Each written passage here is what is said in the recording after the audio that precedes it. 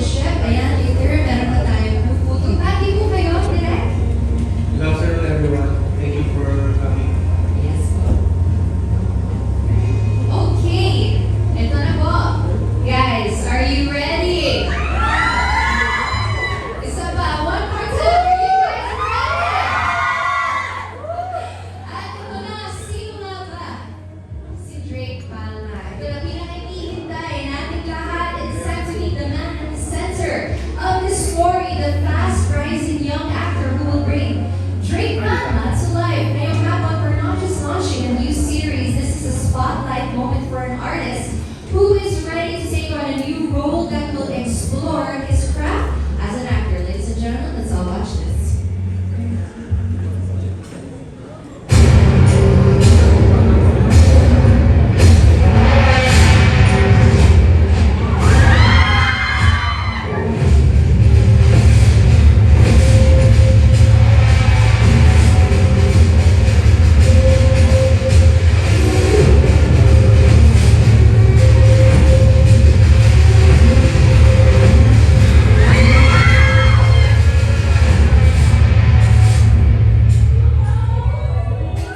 Ladies and gentlemen, give it up for Robin Allen as Drake Sebastian Palma.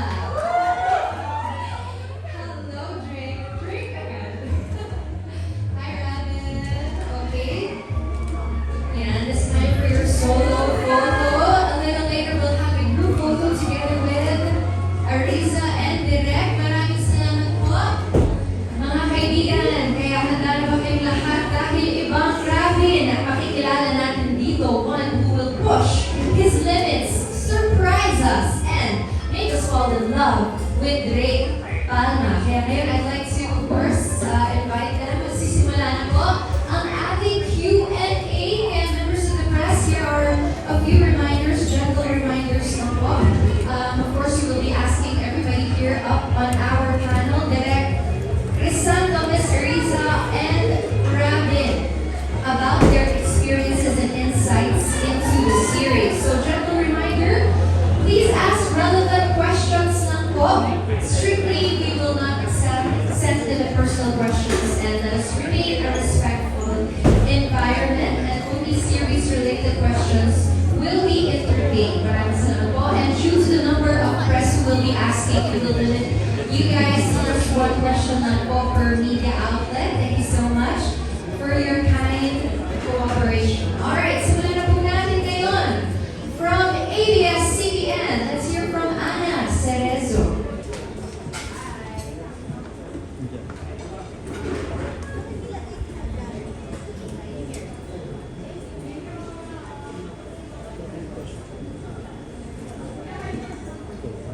Okay, ulitin po natin ang ating mga official hashtags ngayong hapon.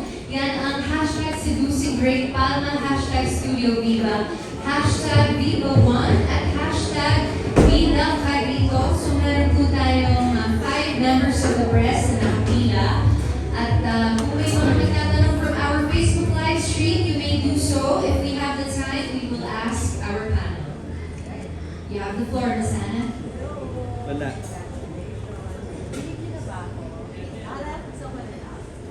Wala siyang meron na.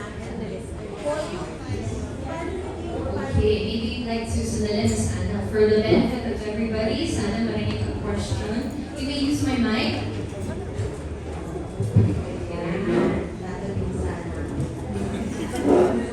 Anyway, for Direk muna and Pinisa, bakit naging why do you think or ano yung nakita niyo kay Dragon na perfect siya for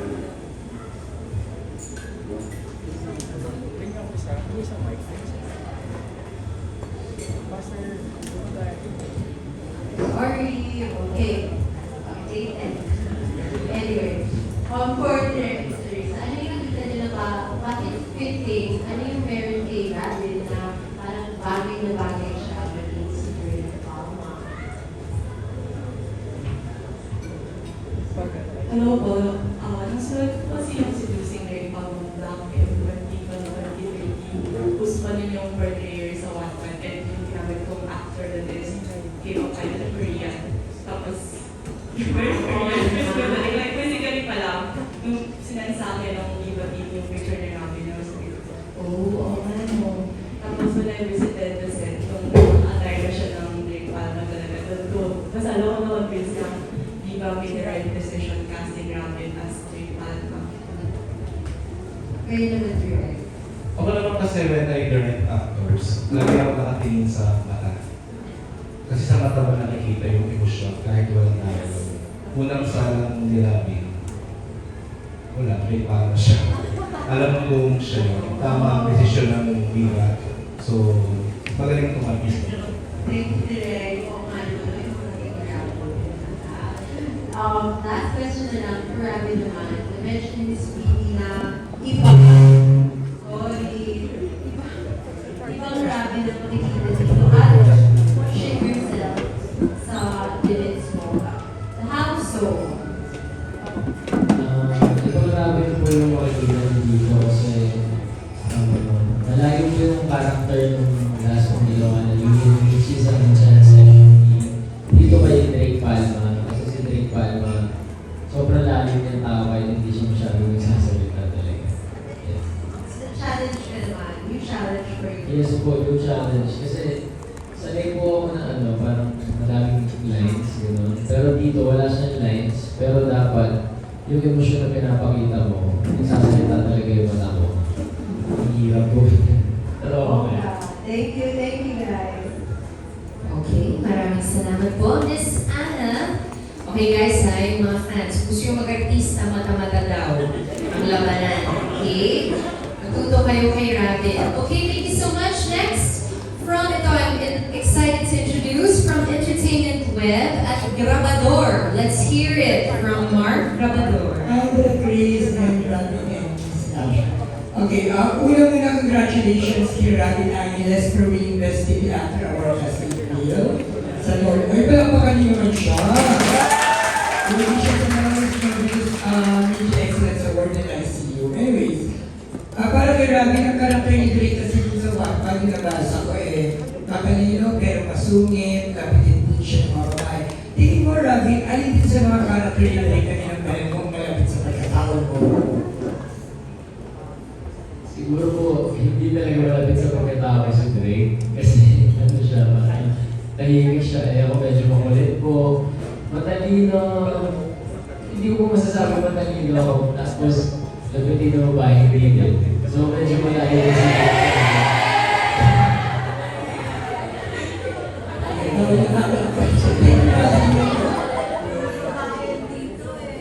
Oo nga, puro babae nga daw yung nandito eh. Ikaw naman, Kami. Tayo na lang. Arlene, nada po? Okay, thank you so much. Next up from Stars Photo, let us hear from Alan Sancon. Hi Robbie, nice to see you again. This time title holder ka na ng isang series. Ayun, si Lucy Gray. Tanong ko lang, nung nalaman mong ikaw sa dinami-dami ng mga Viva artists na may actor, ikaw yung napiling maging Drake Palma. Ano yung naging first reaction mo? Nagulat po ako syempre kasi laki ng muna itong binigay nila sa akin. Sobrang pasasalamat po ako sa Viva, kay Boss Vic, Boss Nick, sila Derek po at si Risa. Kasi nagkatiwala po nila sa akin itong project na to. And dapat po talaga hindi ko yung best ko dito.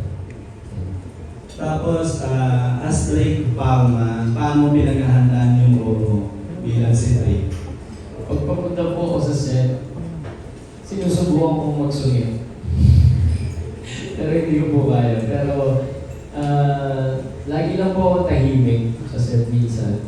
Pero pag pag kalagitnaan, mamulit na po ako. Sa umaga lang po ako tahimik. Hindi ko po kaya tumahimik doon.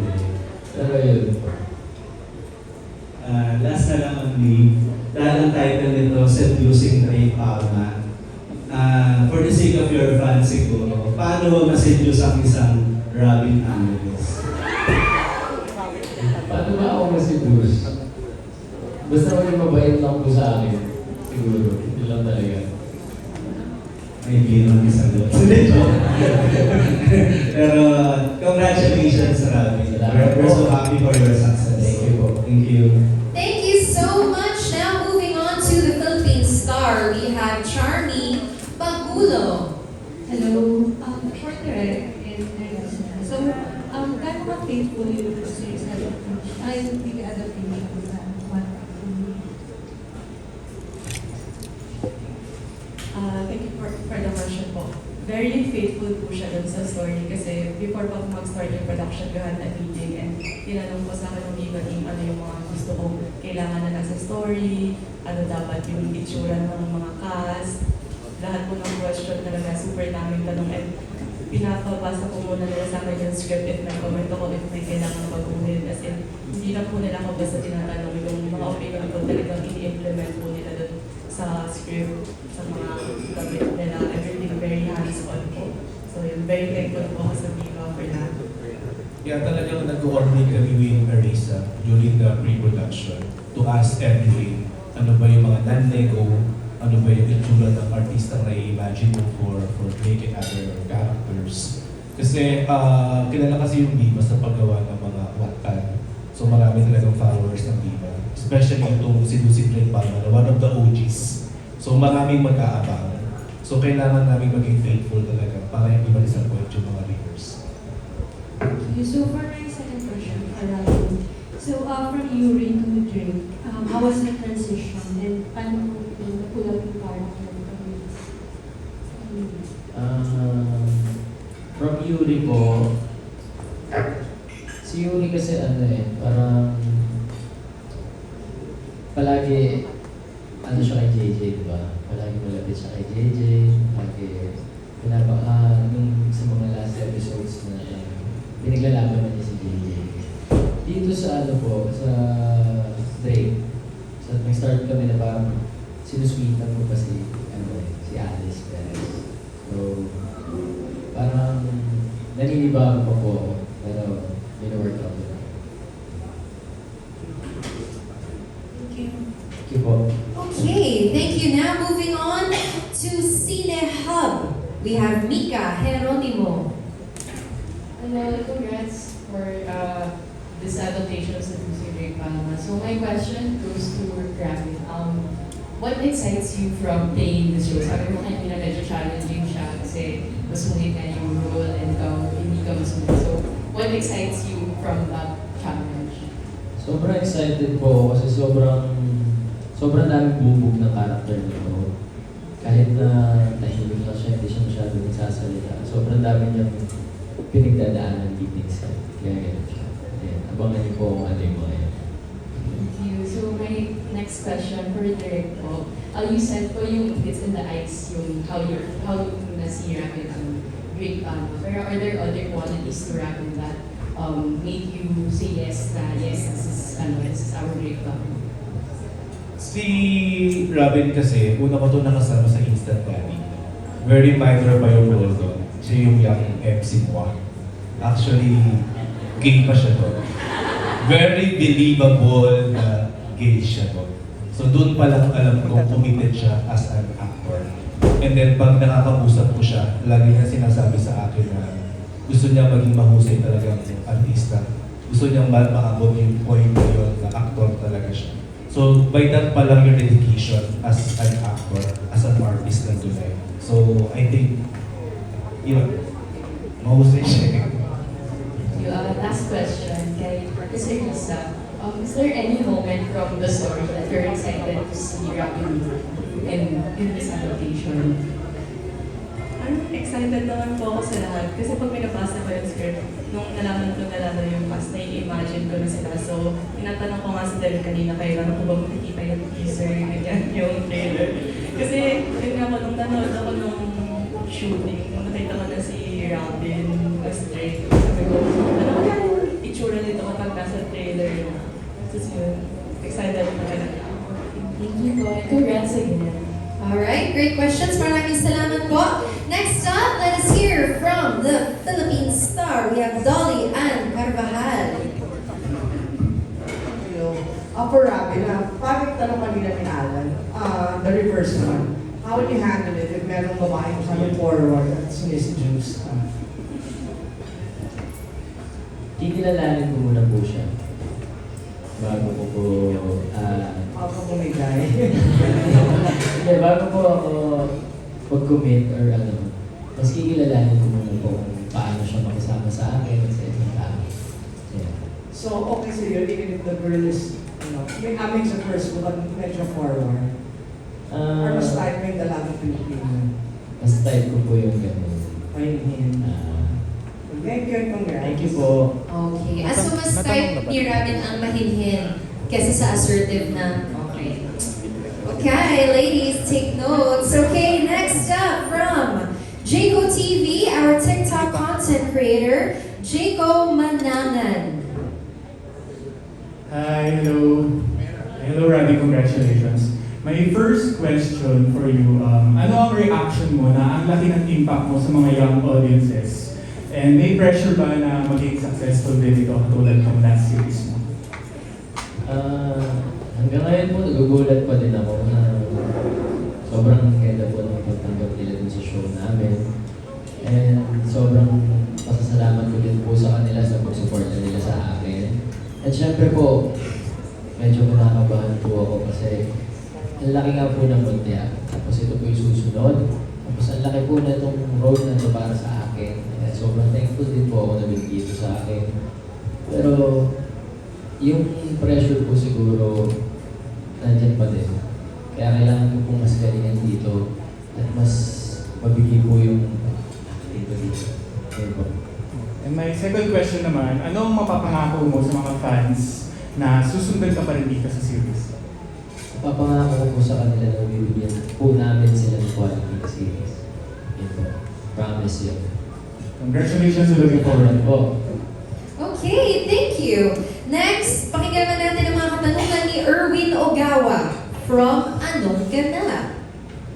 Hi guys! Congrats sa new series. Kay Miss Arisa and Indirect, since 2012 pa po itong quarter na to, ano yung mga changes para sumok sa 2025? Kung meron man. Bigyan mo mga changes para mas sumak sa 2025 for artista. May mga changes po na iba para mas perfect siya for 2025. But I don't think, baka po mas spoil eh. Nasa mga buhay. Kasi meron. Meron naman para lang mas relatable, especially sa mga Gen Z ngayon, kailangan maging mas relatable siya. So may konti lang kaming in-adjust, pero faithful pa rin naman sa bata. And kailangan, anong preparations yung ginawa mo dito? Para sa Drake? Ayun po, binalik ko po sa black hair agad. Yes, After ng mundya. Tapos, ang dami po namin workshops. Na kahit medyo busy po, talaga mag-workshop po ako. And nasabay po ako siya sa concert na Ayun po, at sobrang bago po kasi sa akin yung character nito. So, mas pinasa ko po yung story. Mas inaral ko po na maayos yung Drake Palma. Ay, madami rin mga kilig scenes to, just like Mucha. Yes po, baka niyo po. Sobrang ganda po yung story. Okay, congrats in advance. Salamat po. See you around. Thank you. Okay, up next, from Marites University at Hataw, Ambed Nabus. Yes, hello, good afternoon po. Congratulations. Kay Robin ulit, doon pa rin ako sa seducing thing na yan. Ano. Kanina tinanong ka kasi, mayroon na bang incident sa buhay mo na ikaw naman yung nang-seduce? At kung meron kang gusto i-seduce sa mga nakakatrabaho mo, sino kaya yun at bakit? Wala pa po siguro akong sineduce. And wala po na po siguro akong isiseduce kasi kailangan ko mag-focus muna dito sa serye para mabigyan siya. Nakamata lang talaga, hindi na kailangan i-seduce. Hindi naman po. Pero was there ever a time na ikaw naman yung na-seduce na? Hindi pa po. Hindi ba po? Okay. Direct, ano po yung mga challenges na naikwento? Being a noted best director sa film, ano po yung mga bago, since nakatrabaho niyo na po pala sa Robin nung bata pa siya, ano po yung nakita yung improvement o development sa kanya na yung young actor na siya, lead actor? Iba eh, kasi one day lang kasi yung shoot niya sa akin before, sa Instant Daddy. Tapos ito kasi parang mas may character na siya. Pag ang artista kasi nakikita mo, ano pa lang, presensya pa lang niya, nakikita, may aura na siya. Alam mong may kung actor siya or kung artista siya na parang celebrity lang. Mag-iiba kasi yun eh. May mga artista talaga na masasabi yung actor. So I think si Robin is one of those actors na sabi kong actor. Unang tingin ko pa lang, mararamdaman mo na siya sa aura ng artista. Nahirapan ka ba sa kanya sa Hindi. reaction, Robin? Kinikilig naman ako dyan. Hindi ako nahihirapan sa kanya kasi ang dali niyang una sa lahat, inaaral niya yung character niya.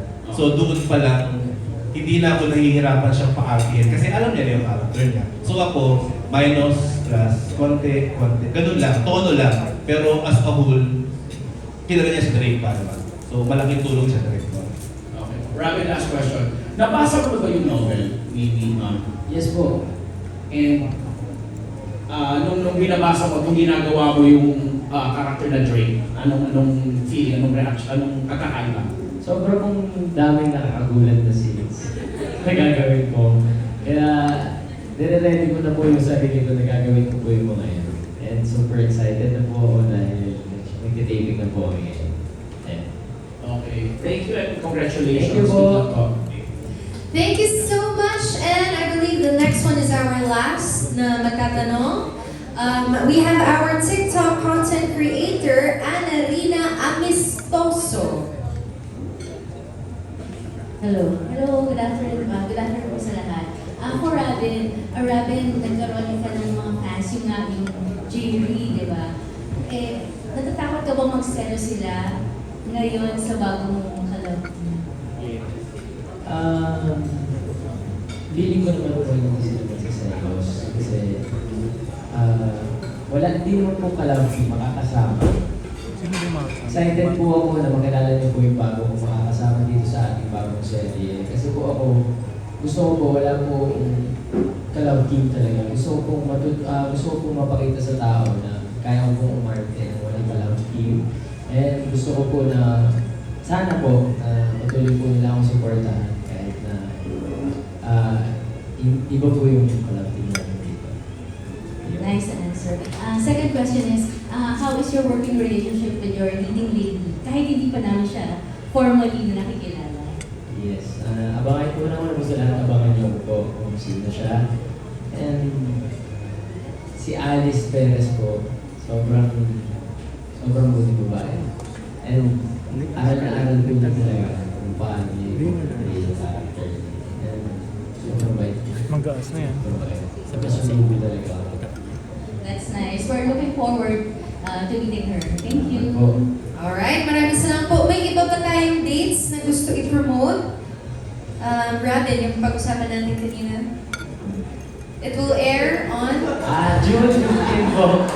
At saka, prior to that, meron tayong proper media con, di ba? Yes po, abangan niyo po yung media call natin. Doon po i-reveal yung iba pang mga cast dito. Good job. Alright, maraming salamat po. That concludes, sorry. Ano pa daw? May pahabol? Okay. Additional from Drums World. Huwag bumaliktad.